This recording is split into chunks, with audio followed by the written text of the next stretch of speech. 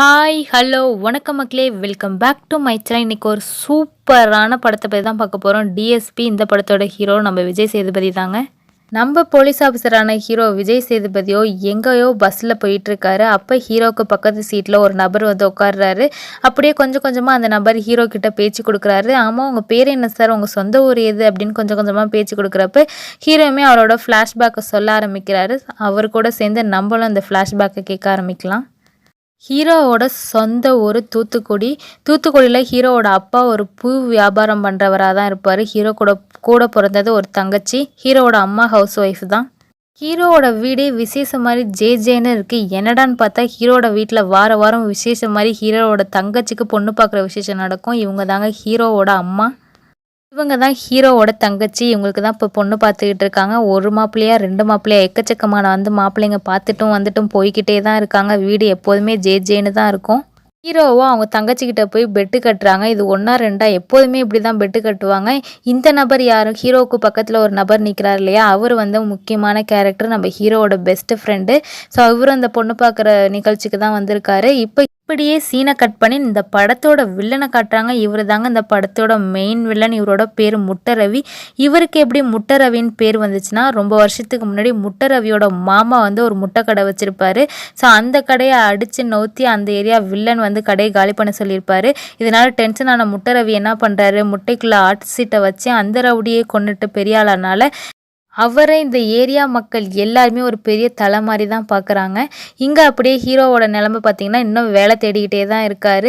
ஹீரோவோட அப்பா வந்து ஹீரோவுக்கு ரொம்பவே சப்போர்ட்டிவ். பையன் எந்த வேலையும் பார்க்கலைனாலும் பரவாயில்ல, எப்படியாவது கவர்மெண்ட் ஜாபுக்கு போயிடணும்னு ஹீரோவோட அப்பா ஹீரோவை மோட்டிவேட் பண்ணிக்கிட்டே இருப்பார். அப்படியே சீனை கட் பண்ணி இந்த படத்தோட ஹீரோயின் முதல்ல யாருன்னு பார்த்துடலாமே. அருமையாக கபடி விளையாடுறாங்களே, இவங்க தாங்க நம்ம படத்தோட மெயின் லீடு, அதாவது ஹீரோயின். இவங்க வந்து ஹீரோயினோட அப்பா அண்ட் ஹீரோயினோட தங்கச்சிங்க. 2 தங்கச்சிங்க ஹீரோயினுக்கு மொத்தம். ஹீரோயினோட எய்ம், கோல், ஆசை, லட்சியம்னு பார்த்தீங்கன்னா எப்படியாவது டிஎன்பிசி எக்ஸாமில் பாஸ் ஆகி டிஎஸ்பி ஆகணுங்கிறது தான் இவங்களோட எய்மு. அது மட்டும் இல்லாமல் நம்ம ஹீரோயின் துருதுருன்னு இருக்க ஒரு வாயாடியும் கூட.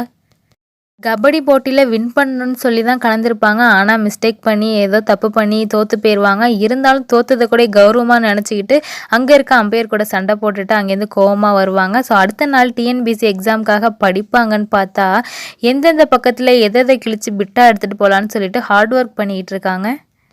பிட்டு எல்லாத்தையும் ரெடியாக எடுத்து வச்சுக்கிட்டு அவங்க அப்பாவை வேகமாக போங்கப்பா, டைம் ஆயிடுச்சுன்னு சொல்லி பாடாப்படுத்தி எக்ஸாம் சென்டருக்கு வந்தால் மணி 8:30 தான் ஆகுது. சரி என்ன வெயிட் பண்ணி போவோன்னு சொல்லிட்டு எக்ஸாம் ஹால் வரைக்கும் போனால் அங்கே எங்கம்மா ஹால் டிக்கெட்டுன்னு கேட்டால் ஹால் டிக்கெட்டை வீட்டில் மறந்து வச்சுட்டு வந்திருக்காங்க. சரி யார்ட்டையாவது லிஃப்ட் கேட்டுட்டு போகலாமேன்னு சொல்லி வெளில வந்தால் அப்போது ஒரு வண்டி வந்து அடித்து தூக்கிடுது. அந்த வண்டி வேறு யாரும் இல்லை, நம்ம ஹீரோ தான். சரி எனக்கு எந்த அடியும் இல்லை, எனக்கு ஒரு ஹெல்ப் மட்டும் பண்ணுங்கள் சார், நான் வீட்டில் ஹால் டிக்கெட் எடுத்துகிட்டு வர ஹெல்ப் பண்ணுங்கள் சார்னு சொல்லிட்டு ஹீரோட வண்டியிலே போய் ஹால் டிக்கெட்டை எடுத்துகிட்டு வந்து எக்ஸாமே எழுதிடுறாங்க. எக்ஸாமை ஏதோ எழுதிட்டாங்கன்னு வச்சுக்குவோம். எக்ஸாமை எழுதி முடிச்சுட்டு வெளில வந்து பார்த்தா ஹீரோ இன்னும் அங்கேயே நிற்கிறாரு. எதுக்காகடா இவர் இங்கே நிற்கிறாரு நம்ம யோசிச்சுக்கிட்டு இருந்தா, ஹீரோ வந்து வண்டியை எடுத்துகிட்டு போகிறப்ப என் ஃபைலை சேர்த்து கையில் வச்சுக்கோங்கன்னு சொல்லி கொடுத்துட்டு போயிருப்பாரு. ஹீரோயினா அதை ஹீரோ கிட்ட கொடுக்காம எக்ஸாம் ஹால் வரைக்கும் அந்த ஃபைலை எடுத்துகிட்டு போயிருப்பாங்க. ஒன்றும் உன்னைய பார்க்க நிற்கலாமா, என் ஃபைலை வாங்கினியே, நீ திரும்ப எங்கேயாவது கொடுத்தியாமான்னு சொல்லிட்டு ஹீரோயினை கண்ணாப்பினான்னு திட்டிட்டு அங்கேருந்து போகிறாரு. ஹீரோ இப்போ ஃபைலை எடுத்துகிட்டு எங்கே போகிறதுக்காக ரெடியாக இருக்காருன்னு பார்த்தீங்கன்னா, ஹீரோ வேலை தேடிட்டு இருக்காருன்னு சொன்னேன் இல்லையா, வேலை விஷயமா ஹீரோட ஃபைல்லாம் எடுத்துக்கிட்டு அவங்க அப்பா வர சொல்லியிருப்பாரு, ஒரு நபரை போய் இன்னைக்கு மீட் பண்ணுறோம் அப்படின்னு சொல்லிட்டு. அதுக்காக தான் ஹீரோ வேகமாக போயிட்டு இருக்கப்ப இடையில ஹீரோயின் வந்து லிஃப்ட் கேட்டு ஹீரோவோட ஃபைலையுமே எடுத்துகிட்டு போயிருப்பாங்க. ஸோ இப்போ ஹீரோ வெயிட் பண்ணி அந்த ஃபைலை வாங்கிட்டு போகிறாரு. இன்னொரு முக்கியமான விஷயம் மக்களே, இனிமேல் சினிமா வாய்ஸ் உங்களுக்காக சேனலில் இந்த மாதிரியான வீடியோ வச்சு தான் இந்த மூவி எக்ஸ்ப்ளனேஷன் பண்ண போகிறேன். டிஸ்கிரிப்ஷனில் என்னோட இன்னொரு சேனலோட லிங்க் இருக்குது. அந்த சேனலில் வந்து இமேஜை வச்சு எக்ஸ்பிளைன் பண்ணுவேன். அதனால் நீங்கள் என்ன பண்ணுறீங்க, 2 சேனல்லையுமே மறக்காமல் சப்ஸ்கிரைப் பண்ணி பெல் ஐக்கானை கிளிக் பண்ணுங்கள். அப்போ தான் எல்லா மூவிஸோட எக்ஸ்ப்ளனேஷனும் உங்களால் பார்க்க முடியும். இப்போ மறுபடியும் படத்துக்குள்ளே வருவோம். ஹீரோ ஃபைல்லாம் எடுத்துக்கிட்டு அவங்க அப்பாவை போய் பார்க்குறாரு. அவங்க அப்பா மஞ்சப்பையில் கொஞ்சம் பணத்தை எடுத்துக்கிட்டு முட்டரவியை பார்க்குறதுக்காக வந்திருக்காரு. எதுக்குன்னு பார்த்தீங்கன்னா, முட்டரவிக்கு அரசியல் செல்வாக்கும் நிறையா இருக்குது. முட்டரவி ஒரு எம்எல்ஏ கிட்ட தான் அசிஸ்டன்ட் மாதிரி வேலை பார்த்துட்டு இருப்பார். இது மாதிரி முட்டரவிட்ட காசு கொடுத்தா கவர்மெண்ட் வேலை வாங்கி தருவார்னு சொல்லி யாரோ ஹீரோவோட அப்பா கிட்ட சொல்லியிருக்காங்க. அதுக்காக தான் முட்டரவியை பார்க்க வந்திருக்காரு.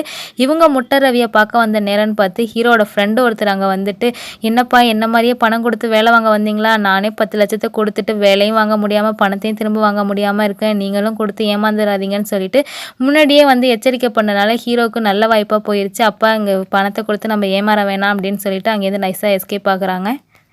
இருந்தாலும் ஹீரோவோட அப்பாவுக்கு மனசே கேட்கல. எம்எல்ஏ கூடலாம் சவகாசம் வச்சுருக்கான், பணத்தை கொடுத்தா எப்படியும் வேலை வாங்கி கொடுத்துருவான்ப்பான்னு சொல்லிட்டு இருக்காரு. ஹீரோவும் அதெல்லாம் ஒன்றும் இல்லைப்பா, நான் எக்ஸாம் எழுதியே பாஸ் ஆகி எப்படியாவது வேலைக்கு போயிடுறேன், நீ கவலைப்படாதப்பான்னு சொல்லிட்டு அங்கேருந்து வேகமாக கிளம்புறாரு. அப்படியே நாட்கள் ஓடுது. இப்போ ஹீரோ வந்து அவங்க தங்கச்சிக்கு தான் வாரம் வாரம் மாப்பிள்ளை பார்க்குற விசேஷம் நடக்கணும் இல்லையா, அதுக்கு ஸ்வீட் வாங்குறதுக்காக ஒரு ஸ்வீட் ஷாப்புக்கு வந்தால் அந்த கடையில் நம்ம ஹீரோயின் இருக்காங்க. ஹீரோவோ ஹீரோயின் கிட்ட ஃப்ளோட் பண்ணிக்கிட்டே திங்ஸ் எல்லாம் வாங்கிட்டு இருக்காரு. ஹீரோயினுக்குமே அந்த நேரத்தில் கரெக்டாக ஃபோன் கால் வந்தனால என்ன பண்ணுறாங்க, ஹீரோ கொடுத்த காசை ஹீரோவோட பையிலே போட்டு கொடுத்துட்றாங்க. இதை ஹீரோ நோட் பண்ணிடுறாரு. இவங்க வாங்கிட்டு இருக்கதை ஹீரோயினோட அப்பாவும் நோட் பண்ணிடுறாரு. என்னப்பா நான் எப்போ பார்த்தாலும் என் பொண்ணு பின்னாடியே சுற்றிட்டு இருக்கதை பார்க்குறேன், எங்கள் வீட்டில் லவ்க்கெல்லாம் சம்மந்தம்லாம் கிடையாதுப்பான்னு சொல்லுவோம். அந்த நேரத்தில் கரெக்டாக ஹீரோயின் வந்து அப்பா நான் ஏன்ப்பா இவனையெல்லாம் லவ் பண்ண போகிறேன்னு சொல்லி அவங்க 2 பேரையும் பேசி சமாதானப்படுத்தி உள்ளே அனுப்பி வச்சா, அப்போ தான் ஹீரோ சொல்கிறாரு, நீங்கள் ரொம்ப புத்திசாலி குடும்பம்னு உங்களை பார்த்தாலே தெரியுது, நான் கொடுத்த காசை என் பையிலே போட்டு தரியேன்னு சொல்லி ஹீரோயினோட ஒம்புழுத்துட்டு வீட்டுக்கு வராங்க. இந்த தடவையும் ஹீரோவோட தங்கச்சை பொண்ணு பார்க்க வந்தவங்க அப்புறமா விஷயத்த சொல்கிறேன்னு சொல்லிட்டு அதே மாதிரி போயிடுறாங்க. இப்போ பொண்ணு பார்க்க வந்தவங்களுக்கு வாங்கிட்டு வந்த ஸ்வீட்டு மிச்சம் மீதியெல்லாம் எடுத்துக்கிட்டு ஹீரோ என்ன பண்ணுறாரு, அவங்க ஃப்ரெண்டு வீட்டுக்கு போகிறாரு. எதுக்குன்னு பார்த்தீங்கன்னா சரக்கு அடிச்சுட்டு சைடிஷாக அதை யூஸ் பண்ணிக்கிறதுக்கு தான். ஹீரோவோட ஃப்ரெண்டுன்னு ஒருத்தர் சொன்னேன் இல்லையா, அந்த ஃப்ரெண்டோட அப்பா வந்து ஹீரோவுக்கு சொந்தம் தான் வேணும். அவரை வந்து ஹீரோ எப்போதுமே மாமா மாமான்னு தான் சொல்லுவார். ஹீரோ ஒரு வேலையாக வெளில போயிட்டுருக்கப்ப ஹீரோவோட ஃப்ரெண்டோட அப்பா என்ன பண்ணுறாரு, இந்த வழியாக தான் நீ போறியப்பா, என்னை தோட்டத்தில் மட்டும் இறக்கி விட்டு போயிடுன்னு சொல்லிட்டு பேசிக்கிட்டே வராரு. அது மட்டும் இல்லாமல் உன்னோட தங்கச்சியை என் பையனுக்கே கல்யாணம் பண்ணி கொடுத்துறேன்ப்பா அப்படின்னு சொல்லி பேசிட்டு போகிறாரு. ஹீரோவோ நான் அப்பாக்கிட்டையும் தங்கச்சிக்கிட்டையும் பேசிட்டு உங்கள்கிட்ட முடிவாக சொல்கிறேன் மாமா, எனக்கும் இதில் ரொம்ப சந்தோஷம் தான் சொல்லிட்டு ஹீரோ அவரை இறக்கி விட்டுட்டு போகிறாரு. ஹீரோ போன கொஞ்ச நேரத்தில் முட்டை ரவியோட ஆட்கள் எல்லாரும் நம்ம ஹீரோவோட ஃப்ரெண்டோட அப்பாவை சுத்து போட்டுடுறாங்க. எதுக்காக என்னன்னு தெரிலங்க, ஆனால் ஹீரோவோட ஃப்ரெண்டோட அப்பாவை முட்டை ரவியோட ஆட்கள் கொண்டுடுறாங்க. ஹீரோவுக்குமே இந்த செய்தி தெரிஞ்சு சோகத்தோடு வந்து பார்க்குறாரு. கொஞ்ச நேரத்துக்கு முன்னாடி தானே மாமா அவங்கள இறக்கி விட்டு போனேன், இந்த குளத்தில் பார்ப்பேன்னு எதிர்பார்க்கலேன்னு சொல்லிட்டு இப்போ வந்த போலீஸ் ஆஃபீஸரோ ஹீரோவை அரெஸ்ட் பண்ணுறாங்க. எதுக்குன்னு பார்த்தீங்கன்னா அவர் இறக்குறதுக்கு 1 மணி நேரத்துக்கு முன்னாடி உன் கூட தான் வந்திருக்காரு, அதனால சந்தேகத்தின் பேரில் உன்னை அரெஸ்ட் பண்ணுறோன்னு சொல்கிறாங்க. ஹீரோவோ சார் இந்த ஊர் மக்கள் எல்லாருக்குமே தெரியும் எங்கள் மாமாவை கொண்டது முட்டை ரவியோட ஆட்கள்னு, உங்களுக்கு தைரியம் இருந்தால் முட்டை ரவி அரெஸ்ட் பண்ணுங்கன்னு சொல்கிறாரு. போலீஸ் ஆஃபீஸருமே போய் ஒரு எம்எல்ஏவை மீட் பண்ணுறாரு. ஏன்னா இந்த எம்எல்ஏவுக்கு கீழே தானே முட்டை ரவி வந்து வேலை பார்த்துட்டு இருக்காரு. அதனால் அந்த எம்எல்ஏ நான் வேற யாராவது சரண்டர் ஆக சொல்கிறப்பா போப்பான்னு சொல்லி போலீஸ் அனுப்பி விட்டுடுறாங்க. இங்கே அப்படியே சீனை கட் பண்ணால் ஹீரோவோட ஃப்ரெண்டு நம்ம ஹீரோவோட தங்கச்சியை பொண்ணு கேட்க வந்திருக்காரு. ஹீரோக்குமே இதில் ரொம்ப சந்தோஷம். அதுக்கப்புறம் என்ன 2 வீட்டுக்கும் பிடிச்சிருச்சு, இவங்க 2 பேருக்கும் கல்யாணம் தான். தங்கச்சிக்கு வந்து கல்யாணம் ஃபிக்ஸ் ஆயிடுச்சு இல்லையா, அதனால ஹீரோ என்ன பண்ணுறாரு, மும்மரமாக எல்லா வேலையும் பார்க்குறாரு. இன்விடேஷன்லாம் அடிக்கிறாங்க. இன்விடேஷனை ஹீரோயினுக்கு கொண்டு கொடுக்குறாரு, ஃபேமிலியோட வந்துடணும்னு சொல்லிட்டு ஹீரோனோட ஃப்ரெண்ட்ஸுக்குமே கொடுக்குறாரு. அது மட்டும் இல்லாமல் ஹீரோட தங்கச்சியோட கல்யாணத்துக்கு ஹீரோட ஸ்கூல் ஃப்ரெண்ட்ஸ் காலேஜ் ஃப்ரெண்ட்ஸ்லாம் கூட இன்வைட் பண்ணியிருக்காரு. அவங்கெல்லாம் பஸ் ஸ்டாண்ட் வந்துட்டு வழி கேட்டுக்கிட்டு இருக்காங்க ஒரு ஆட்டோ பிடிச்சி வரத்துக்காக. அப்போ கரெக்டாக ஒரு லாரி வந்து ஹீரோட ஃப்ரெண்ட்ஸ் வர ஆட்டோவை மோதுற மாதிரி வந்து நிற்கிது. இதனால டென்ஷன் ஆன ஹீரோட ஃப்ரெண்ட்ஸோ அந்த லாரி டிரைவர்கிட்ட சண்டை போடுறாங்க. இப்படியே 2 கேங்கு பயங்கர வாக்குவாதம் வருது. அதனால என்னடா எங்க ஊர்லயே வந்துட்டு எங்கள்கிட்ட சண்டை போடுறியா, என்னோட ஆட்கள் எல்லாம் வர சொல்றேன்னு சொல்லிட்டு லாரி டிரைவர் என்ன பண்றாரு, முட்டை ரவிக்கு ஃபோன் பண்ணி ஒரு பிரச்சனைனா வந்து என்னன்னு விசாரிச்சுட்டு போங்கன்னு சொல்ல முட்டை ரவி அந்த லாரி டிரைவர் சார்பா வராரு. நீ என்னடா கூப்பிடுற, நானும் கூப்பிடுறேன்னு சொல்லிட்டு ஹீரோட ஃப்ரெண்ட்ஸை ஹீரோக்கு ஃபோன் பண்ணி இன்ஃபார்ம் பண்ணி அவங்களும் இந்த மாதிரி பிரச்சனை ஆகி போச்சுப்பா, வந்து பஸ் ஸ்டாண்டில் சமாதானப்படுத்தி விடுன்னு சொல்லவும் ஹீரோவும் கிளம்பி வந்துகிட்டே இருக்காரு. ஆனால் ஹீரோ வரத்துக்குள்ள முட்டை ரவி தாங்க ஃபர்ஸ்ட் வராரு.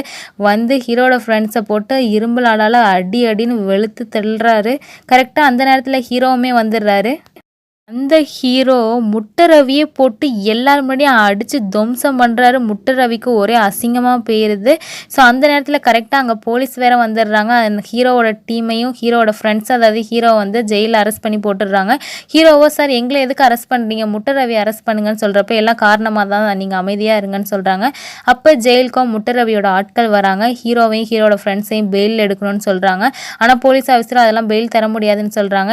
எதுக்காக முட்டை ரவியோட ஆட்கள் வந்து ஹீரோ ஃப்ரெண்ட்ஸை பெயில் எடுக்கணும்னு பார்க்குறாங்கன்னா எதுக்கு வெளில எடுத்து போட்டு தள்ளுறதுக்கு தான். இந்த பிரச்சனையெல்லாம் ஹீரோவோட அப்பாவுக்கு தெரிஞ்சு முட்டை ரவிட்ட சமாதானம் பேசலான்னு போய் பார்க்குறாரு. என் பொண்ணுக்கு வேற கல்யாணம் பண்ணியிருக்கேன், என் பையனை மன்னிச்சு விட்டுருங்க அப்படின்னு சொல்லி பேச ஆரம்பிக்கிறாரு. அதுக்கு முட்டை ரவியும் உன் பையன் என்னை ஊர் முன்னாடி போட்டு அடிச்சிருக்கான், அவனை நான் எப்படி சும்மா விடுறதுன்னு சொல்லிட்டு பயங்கரமாக சண்டை போடுறாரு. உன் பொண்ணு கல்யாணத்தை நீ நடத்திக்கோ, நான் எந்த பிரச்சனையும் பண்ண மாட்டேன், என்னை எந்த ஊர் மக்கள் முன்னாடி உன் பையன் அடித்தானோ அதே ஊர் மக்கள் முன்னாடி உன் பையனை கொல்லுவேன் அப்படின்னு சொல்லி சபதம் விடுறாரு. ஹீரோட ஹீரோவோட அப்பாவுக்கும் வேறு வழி தெரில, ஹீரோவை தனியாக வேறு ஊருக்கு அனுப்பிட்டு ஹீரோ இல்லாமலே இந்த கல்யாணத்தை நடத்துகிறாரு. அவருக்குமே பயங்கர வருத்தம், பையன் இல்லாமல் பொண்ணு கல்யாணத்தை நடத்துகிறோமேன்னு சொல்லிட்டு வர மக்கள் எல்லாருக்கிட்டையுமே பையன் வேலையாக வெளில போயிருக்கான்னு சொல்லி ஏமாற்றிக்கிட்டு இருக்காங்க. இங்கே ஹீரோக்கோ தங்கச்சி கல்யாணத்தை கூட பார்க்க முடியாமல் இப்படி ஒளிஞ்சிருக்கோமேன்னு சொல்லிட்டு ரொம்பவே ஃபீல் பண்ணுறாரு.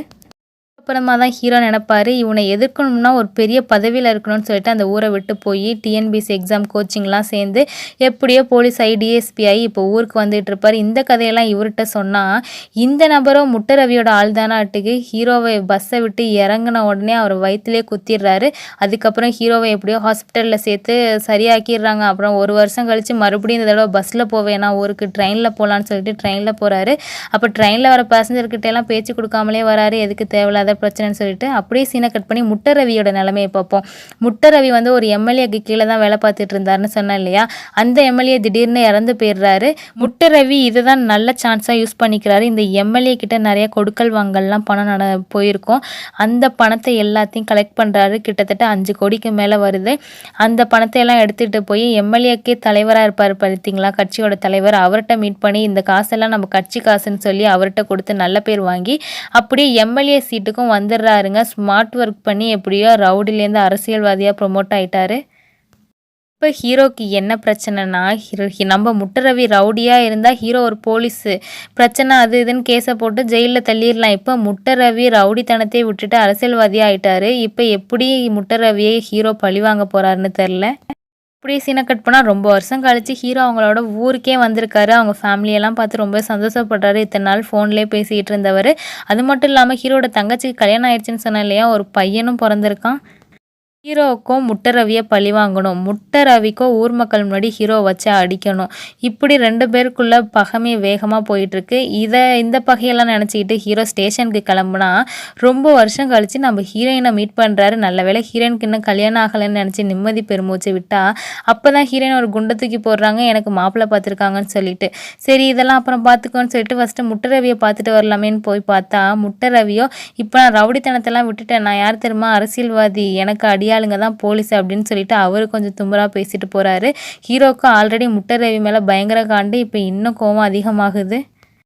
அப்படியே நாட்கள் ஓடிக்கிட்டே இருக்குது. நம்ம ஹீரோயினுக்கு ஆல்ரெடி மாப்பிள்ளை பார்த்து ஃபிக்ஸ் பண்ணிட்டாங்கன்னு சொன்னேன் இல்லையா, ஹீரோயினோட அப்பா ஸ்டேஷனுக்கே பத்திரிக்கையை தூக்கிட்டு வந்திருக்காரு. என் பொண்ணுக்கு கல்யாணம் வச்சுருக்கேன், நீங்கள் தான் வந்து பாதுகாப்பு கொடுக்கணும், அது மட்டும் இல்லாமல் உங்கள் குடும்பத்தோட கல்யாணத்துக்கும் வந்துடணும்னு சொல்லிட்டு இன்வைட் பண்ணிட்டு போகிறாரு. ஹீரோக்கோ பயங்கர வருத்தம், என்னடா இப்படி ஆச்சேன்னு சொல்லிட்டு வருத்தத்தோடு மேரேஜுக்கும் அட்டன் பண்ண போகிறாரு. ஸோ ஹீரோயினுக்கு பார்த்த மாப்பிள்ளை வேறு யாரும் இல்லைங்க, அவரும் ஒரு ஹீரோ தான், விமல். அவர் ஒரு கெஸ்ட் ரோல் மாதிரி பண்ணியிருக்காரு விஜய் சேதுபதிக்காக. ஸோ விமலுக்கோ ஹீரோவும் ஹீரோயினும் லவ் பண்ணுறாங்கங்கிற விஷயம் எப்படியோ தெரிஞ்சு அவர் வந்து பெரிய மனசு பண்ணி ஹீரோக்கும் ஹீரோயினுக்கும் கல்யாணம் பண்ணி வைக்கிறாரு. ஸோ இப்போ ஹீரோவும் ஹீரோயினும் எப்படியோ ஒரு வழியாக சேர்ந்துட்டாங்க பல பிரச்சனைக்கு அப்புறம். முட்டை ரவிக்கு எதிராக ஏதாவது ஒரு ஆதாரம் கிடைக்கட்டும், ஒரு கேஸ் கிடைக்கட்டும், பிடிச்சி ஜெயிலில் போட்டுடலான்னு கழுகு மாதிரி காத்துக்கிட்டு இருக்காரு. அந்த நேரம்னு பார்த்து போலீஸ் ஸ்டேஷனுக்கு 2 பசங்களை போலீஸ் ஆஃபீஸர் பிடிச்சிட்டு வந்து போடுறாங்க. எதுக்குன்னு பார்த்தீங்கன்னா பர்மிஷன் இல்லாமல் ட்ரோன் கேமரா வச்சு ஷார்ட் ஃபிலிம் எடுத்திருக்காங்கன்னு சொல்லிட்டு ஹீரோமே அப்படி என்னடா ஷார்ட் ஃபிலிம் எடுத்தீங்க, நான் பார்த்துட்டு தரேன்னு சொல்லிட்டு யதார்த்தமாக லேப்டாப்பை எடுத்து பார்த்துக்கிட்டு இருந்தா இவங்க ட்ரோன் கேமரா மூலியமாக ஷார்ட் ஃபிலிம் எடுத்தப்போ ஒரு ஃபுட்டேஜ் தெரியாதனமாக கவர் ஆகிருக்கு. அதாவது நம்ம முட்டை ரவிக்கு ஒரு தம்பி இருக்காரு, அவர் தம்பி அவரோட அடியாளுங்களோட போய் ஒரு கொலையை பண்ணியிருக்காரு. அது இந்த ஃபுட்டேஜில் பதிவாக இருக்குது தெளிவாக. ஸோ இந்த ஃபுட்டேஜ் போதுமே முட்டை ரவியோட தம்பியை ஜெயிலில் பிடிச்சி போக, ஸோ இதவே சாதகமாக வச்சுக்கிட்டு முட்டை ரவியோட தம்பியை அரெஸ்ட் பண்ணுறதுக்காக போகிறாரு. முட்டை ரவியோட தம்பியை மட்டும் இல்லாமல் முட்டை ரவி தம்பி கூட இருந்த அடியாளுங்க, முட்டை ரவியோட அடியாளுங்கன்னு சொல்லிட்டு எல்லாரையும் பிடிச்சி ஜெயிலில் போட்டுடுறாரு. அவங்கள ஜெயிலில் போட்டது மட்டும் இல்லாமல் அவங்கள தலைகீழாக தொங்க விட்டு அடின்னு தோலை உரித்து முட்டை ரவி பண்ண எல்லா தப்பையும் சொல்லி அதை ஒரு வாக்கு மூலமாக எழுதி வாங்கிக்கிறாரு. ஸோ இப்போ அடுத்த முட்டை ரவியை கைது பண்ணுறதுக்கான ஒரு வாய்ப்பும் ஹீரோவுக்கு கிடச்சிருச்சு. ஏன்னா அவர் பண்ண குற்றத்தை தான் அவரோட அடியாளுங்களே சொல்லிட்டாங்க இல்லையா. இப்போ முதல்ல முட்டை ரவியோட தம்பியை என்ன பண்ணலான்னு சொல்லி பேசிக்கிட்டு இருக்கப்ப இங்கே முட்டை ரவிக்கு அவரோட தம்பியை ஹீரோ அரெஸ்ட் பண்ண போகிறாருங்கிற விஷயம் தெரிஞ்சிருச்சு. நீ மட்டும் ஹீரோ கிட்ட மாட்டினேன்னா உன்னை என்கவுண்டர்லேயே கொண்டுருவான், அதனால் நீ எங்கேயாவது தலைமறைவாக இரு விட்டுருங்கன்னு சொல்லிட்டு இருக்கப்பே ஹீரோ முட்டை ரவியோட தம்பியை என்கவுண்டர் பண்ணிடுறாரு.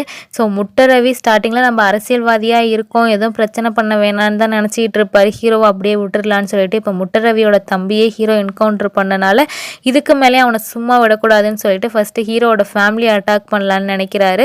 அதனால் ஹீரோ எப்படியும் நம்ம ஃபேமிலியை தான் அடுத்து அவன் அட்டாக் பண்ண ஆரம்பிப்பான்னு சொல்லிட்டு அவரோட ஒய்ஃபு அம்மா அப்பான்னு சொல்லிட்டு எல்லாரையும் வேறு ஊருக்கு கொண்டு போகிறதுக்காக அழைச்சிட்டு போயிட்டுருக்காரு. ஃபோன் பண்ணி தங்கச்சியும் சேஃபாக இருக்காளேன்னு பார்த்துக்கலாமேன்னு சொல்லிட்டு தங்கச்சிக்கு ஃபோன் அடித்து பேசினா தங்கச்சிக்கும் தங்கச்சி வீட்டுக்காருக்கும் பக்கத்தில் தான் நம்ம முட்டரவியோட அடியாளுங்க இருக்காங்க. அங்கே ஒரு குண்டை போட்டுடுறாங்க. இந்த குண்டு வெடிப்பில் ஹீரோவோட ஃப்ரெண்டு, அதாவது ஹீரோவோட தங்கச்சி ஹஸ்பண்ட் இறந்து போயிடுறாரு. ஸோ இந்த விஷயத்த பண்ணது முட்டரவி தான் சொல்லிட்டு மீடியா ஃபுல்லாக பரவும். முட்டரவியோட எம்எல்ஏ பதவியே பிடுங்கிடுறாங்க. மறுபடியும் தெருவுக்கு வந்துட்டார் முட்டரவி. இதுக்கப்புறம் ஹீரோவுக்கு பயங்கர ஈஸியாக போச்சு. அரசியல்வாதியை தான் அட்டாக் பண்ணுறது கஷ்டம், இப்போ ரவுடியாக நார்மல் பர்சனாக தானே இருக்கார் முட்டரவி. போட்டு அடின்னு அடித்து துவம்சம் பண்ணுறாரு. முட்டரவி இறந்து போயிடுறாரு. ஹீரோ எப்படியோ தொல்லையை முடிச்சிட்டாரு. இதோட இந்த படத்தையும் முடிக்கிறாங்க. என்னோட எக்ஸ்ப்ளனேஷன் பிடிச்சிச்சுன்னா மறக்காமல் நம்ம சேனலை சப்ஸ்கிரைப் பண்ணிங்க ஃப்ரெண்ட்ஸ்.